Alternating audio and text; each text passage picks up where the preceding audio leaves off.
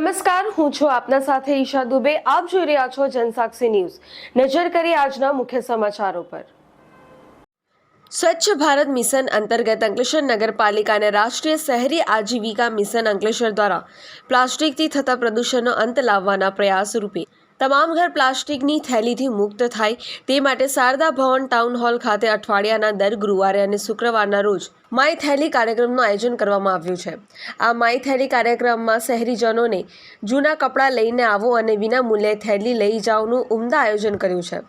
શારદા ભવન ખાતે દર ગુરુવારે અને શુક્રવારના રોજ સ્વસહાય જૂથની બહેનો જૂના કપડામાંથી વિના મૂલ્યે થેલી બનાવીને આપશે. ત્યાં નગરજનોને પ્લાસ્ટિકની બેગથી છુટકારો મેળવવા માટે આ એક અનોખો પ્રયાસ કર્યો છે. આ પ્રસંગે નગરપાલિકાના પ્રમુખ લલિતાબેન રાજપુરોહિત, EST એન્ડ પીના મેનેજર હિરલબેન પ્રજાપતિ, સમાજ સંગઠનના તેજલ સોલંકી સહિત સ્વસહાય જૂથની બહેનો ઉપસ્થિત રહ્યા હતા. હું નગરપાલિકાના કાર્યક્રમમાં આવેલું છું માય થેલી.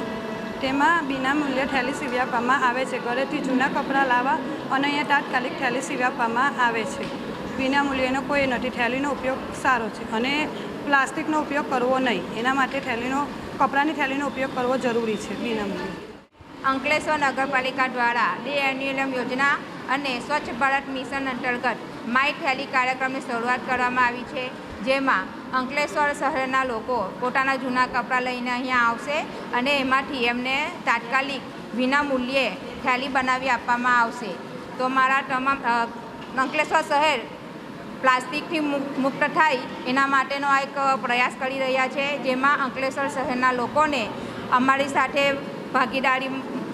સહભાગી થવા માટે હું એમને અપીલ કરું છું. અહીંયા શારદા ભવન હોલ ખાતે દર અઠવાડિયે ગુરુવાર અને શુક્રવાર 10 થી 2 અને 3 થી 6 એટલા વાગ્યા સુધી થેલી બનાવી આપવામાં આવશે.